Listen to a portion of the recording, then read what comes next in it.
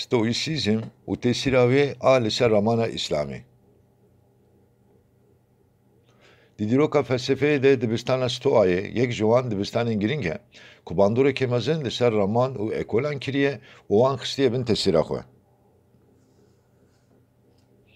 دبستان ستوئایه بری زاینه دسالا سیسدانده لاتینه هاتیه دامزراندن و فیلزوفی زنون دامزرانره ve dibistaniye. Ev dibistan dicana İslami de binavi rivakiye tenasin u zanin. Dibistana stoayı vakisi devran hatiye dabeşandın. Dibistana peşin ku binavi dibistana stoaya kevin tenasin jealiye zenone Kıbrısi ve hatiye damezrandın u ku klaantres u krisiposiji navin girin kiyen ve dibistanine. Dibistana stoaya anavinici bir peşengiya Diogenes hatiye damezrandın u filozofen Panetius و پوسئیدوس جی وکی اندام و دبستان هاتنه پجراندن. دبستان ستوای آداوی یانجی ستوای امپاراتوری جی به پیشنگی سنکا اپیکتتوس و مارکوس آورولوسی و پشتی زاینه ده سالا یک و دو آنده هاتیه دامزراندن.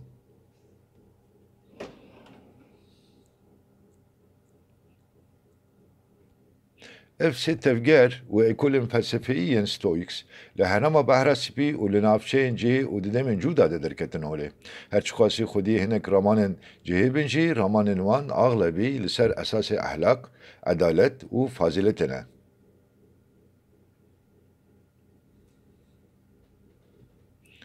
Ev tevgera ramani kuberiya miladi didaviye sala çaranda destpekiriye.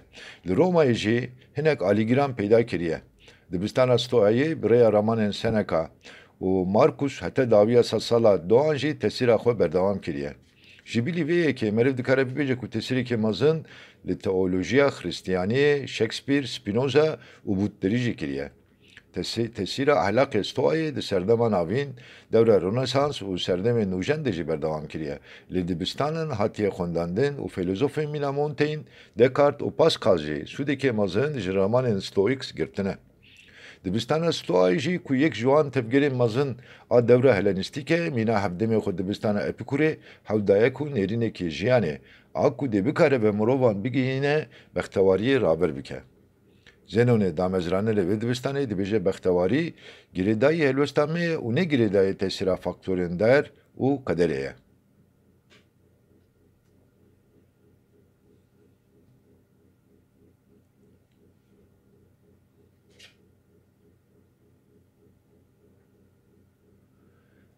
Ramanên bîvî haviyên zenon di ramana İslamî de bi ramana îradeye cüzî Xwedayê der.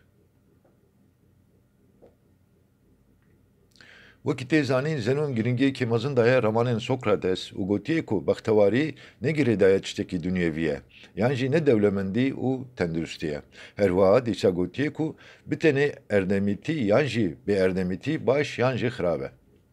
Li gor bîr û baweriya zenon erdemîtî wekî rewşekî hişî a aram herdem baş e û bêerdemîtî jî rewşekî hişî a bêaram e û ziyandar e. Li gor bîr û baweriya stoaparêzan erdem di jiyana şexsan de tekane tiştê ku baş e. Bi gotinekî din erdem baş a herî bilind e û wezîfeya ku em ji ber xwe ve pêk tînine. Wekî din hemû tiştên mayî yên wekî tendurustî, xwîtî, navdarî, kêf, şahînî û hevî din ji ber ku dibin armanca daxwazên me xirabin. Ev ramana wan li cem gelek filozofên İslamî jî hatiye dîtin. Mesela Nasreddînî Tusî di berhema xwe Ahlak-ı Nasrî de li ser van mijaran û li ser fazilet û reziltiyê rawestiya ye. Dîsa Yahya bin Adî di kitêba xwe ya Tehzîbul Ahlak ango perwerdehiya ahlakê de li ser wezfên mirovê kamil rawestiya ye û wezfên ku divabe mirovê kamil xwediyê wan be bi berfirehî destnîşan kiriye. Care yekên felsefeyê zenon wekî mantık, fizik û ahlakê kiriye sê beş û ahlakê jî wekî mijara herî giring yan jî navenda felsefeyê dîtiye. Her wiha wiha bawer kiriye ku ji bo têkiştinekê çak a ahlakê pêdivî bi fizîkê heye û hev daye ku ahlak û fizîkê jî bi mantıkê şîrove bike. Di van mijaran de û bi taybetî jî derbarê zanîna tiştên îlahî û mirovî de û di mijara daweşandina felsefeyê awekî mantık, ahlak û fizîkê de dibistana Stoayê li ser felsefeyê zêdekirî û ji wir jî xweberdaya kurahiya romana İslamî. Ango ev roman keda dibistana Stoayê ye. Lewra İbn Rüşd di berhema xwe ya Faşl û Makalê de dibêje ku felsefe birêya fikirîna li ser zindiyên ku hatine afirandin, xwe gihandine afirandê re. û romanên bi vî havî raber dike.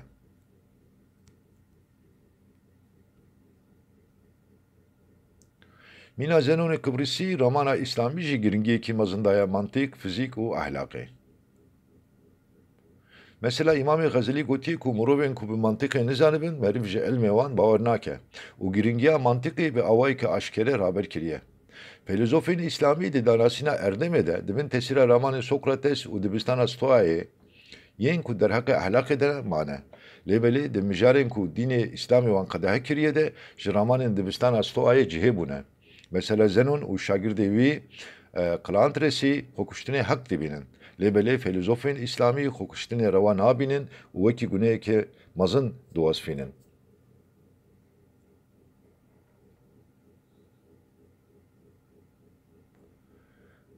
Ji bo dibistana Stoayê mijarekî dîn a giring jî diyalektik e. Bi taybetî jî li ser diyalektik û retorîkê rawestiyane. Retorîkê mîna huner û zanîna axaftina spehî û diyalektikî jî mîna birêya pirs û bersivan, zanîna nîqaşa rast nasandine.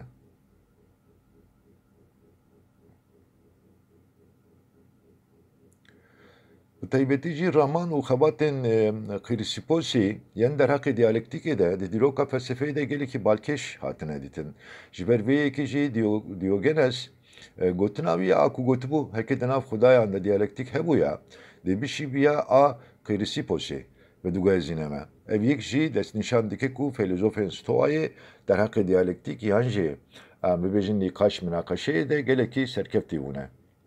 Piştî romanên Aristoteles yên derheqê diyalektikê de ku Aristoteles di dîroka felsefeyê de wekî mamosteyê pêşîn tên naskirin, stoaparêzan jî romanên girîng raber kirine.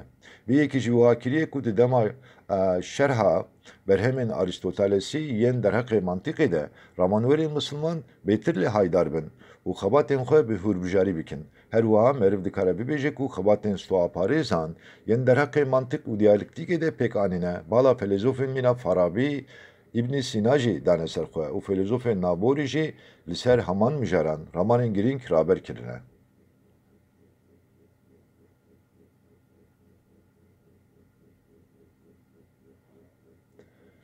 Di dewra dawî ya Stoayê de rola îradeyê ya li ser şexsan bilind hatiye nirxandin. Li gor bîr û baweriya stoaparêzan jiyan şerek bêeman e ku di navbera du dijminan de dertê û wisa jî dikede. Ango ew şer e ku di navbera azadî û bengîniyê de diqewime. Ji bo ku meriv bikaribe di vî şerî de bi ser bikeve, divê meriv rê li bengîniyan bigire û wan qes bike yan jî divê wan ji holê rake. Ji ber vê yekê jî divê meriv bi ferqa di navbera wan û meylên siruştî de hene bizanibe. Li gor Zenonî her meyla me jî du ajoyek e. Hiç ku li cem mirovan hêza aqil heye û ev yek jî rêya xwezayê a herî xwedan tesîr e ku dixwaze bi vê yekê bige hêja armancê. Dema meriv çav li filozofên stoaparîz digarîne, merî dibîne ku di nav wan de mirovên kole û hukûmdar jî hebûne. Epiktetos kole bûye û Marcus Aurelius jî hukûmdar. Lêbelê her du mirovan jî heman felsefeyê pejirandine. Dîsa filozofên stoaparêz wiha bawer dikirin ku hemû mirov birayê hevin û hemwelatiyê dinyayê ne. Di romanên dibistana Stoa de aliyê dînî bi awayeke aşkere di romanên Marcus de xwe dide der. Seneca û Marcus baweriya xwe bi zindebariya reh dihînin. Ango li gor baweriya wan reh tu carê namire. Lê Epiktetos baweriya xwe bi nemirina reh nayne.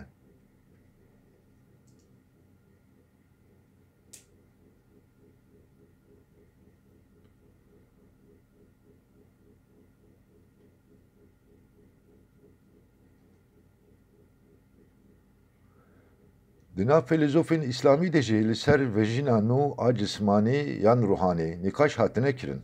Lêbelê li ser zindebariya reh nîqaş nekirine. Çimkî ji ber baweriya xwe ya dînî wiha bawerkirine ku reh nemire. Jibili meseleyin ahlakı, stoparız gringi ki mazındana mantık u fizikeci, u zanista fiziki şimandine dareki kul abahiya kozmoze vedikole. Stoparızan zanista fiziki şimandine dareki ahlakı şimandine zeviye ki berhemdar u mantıkeci jibo ku fizik u ahlakı de parize şimandine kelaheki yan şureki. Felsefeci şimandine heyneki zindi. Mantıkeci şibandine hasti u rahakin ve heyna zindi u fizikeci şibandine rehe ve heyne.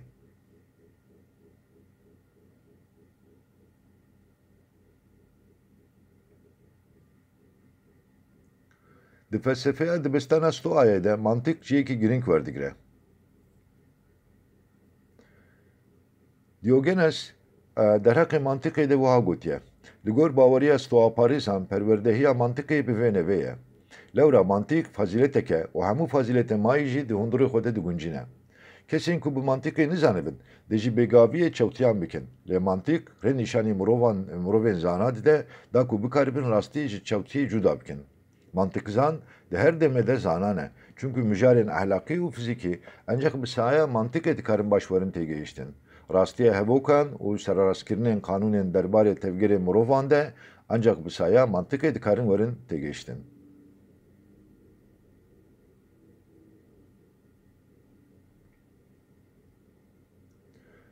Romanın filozofin mina Farabi, İbn Sina u Gazali, dve mişarede geleki dişibine romanın stoaparezan.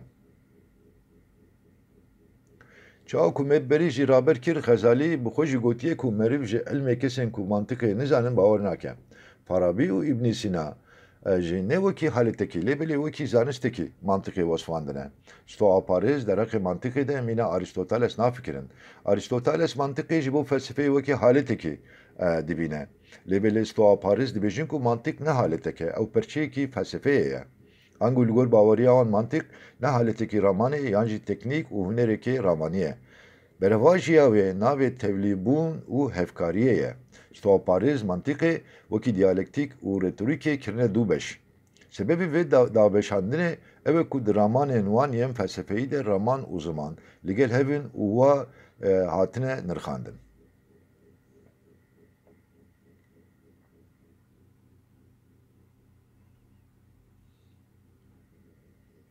Xebatên Zenon yên li ser zimên bandorekî mezin li nivşên din kiriye û ha kiriye ku ew jî heman xebatan bidomînin. Bî havî felsefe û teoriya zimên a ku stoaparêzan ew ava kirine tesîrekê mezin li devrên din û li devra Romayiyan kirine. Ev tesîr di perwerdehiya zimanên kevin de hê jî giringiya xwe diparêze. Stoaparêzan giringiyekî mezin dane piskirêka tekîliya zimên û romanê û bêjenasiyê. Vê yekî ji wiha kiriye ku berfirehî li ser mijara gramerê rawestin. Ji ber vê çendê jî tê gotin ku stoaparêz damezranerê zanista gramerê a kevneşopîne. Ji bilî vê yekê stoaparêz bi armanca têgihiştina hevoksazî û formên taybet yên hevokan bi helbest, zanîna pîvanê, müzik û felsefeya zimên re mijîrbûne. Di felsefeya İslamî de jî nîqaşa tekîliya mantık û gramerê çêbûye. Li ser vê mijarê meriv dikare bahsa nîqaşa ku di navbera Ebûbişar al-Matta û şagirdê wî ku gramerzanekî navdar e Ebu Said el-Sirafî de pêk hatibû bike û wekî xebatekî mînak raber bike. Wekî tê zanîn Ebûbişar al-Matta wekî mamosteyê Farabî tê zanîn û nasîn. Derheqê vê mijarê de dîsa meriv dikare bahsa xebata Farabî ya li ser pênc tevbaran bike. Farabî di vê xebata xwe de porpirî û şopandiye. Lê belê stoaparêz bi tenê li ser cins, cûre û celebê rawestiyane.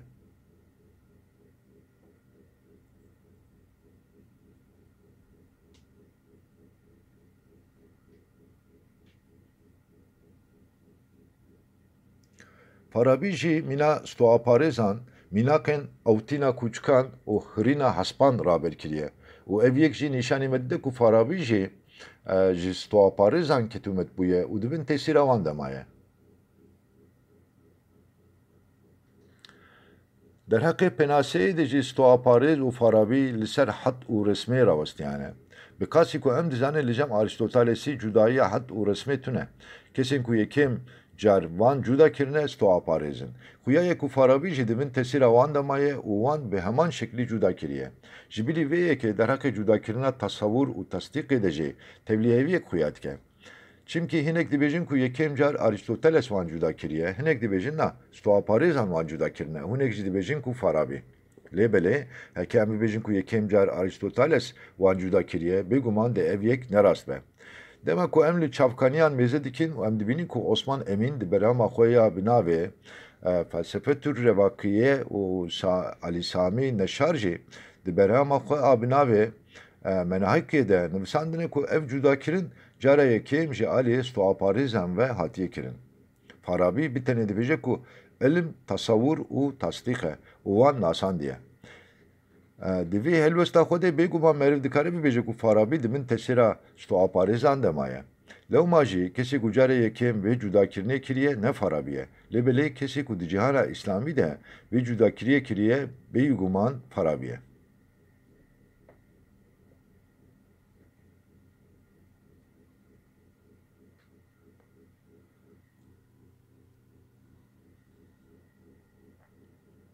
Derhaqê teoriya zanayiyê de jî ramanên filozofên stoaparêz û filozofên İslamî gelekî dişibin hev.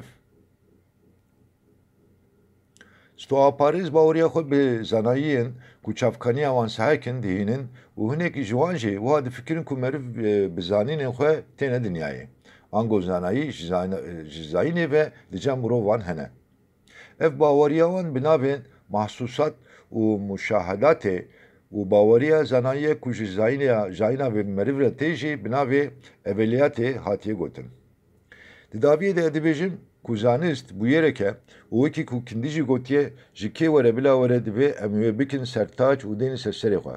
Di meşa mirovahiyê de keda mamosteyê yekem Aristoteles gelekî mezin e û mijarin ku wî kêm iştere şopkerên wî hewl dane ku wan temam bikin. Li vir em dibînin ku hinek mijarên ku Aristoteles wan temam nekiriye, stoaparêzan wan temam kirine. Û hinek mijarên ku stoaparêzan wan kêm iştine jî ramanwerên Müslüman wan temam kirine.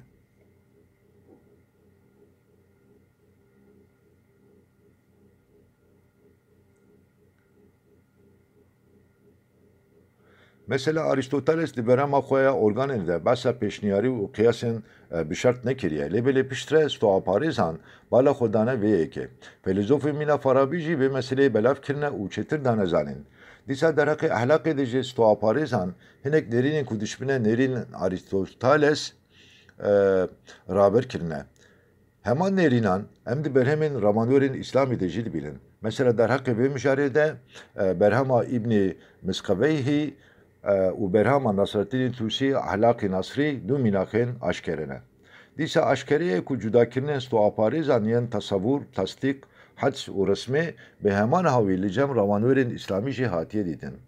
Derheqê mijarên jêderka ziman, tekîliya zimên û mantiqê û tekîliya zimên û gramerê de jî ramanên wan dişibine hev.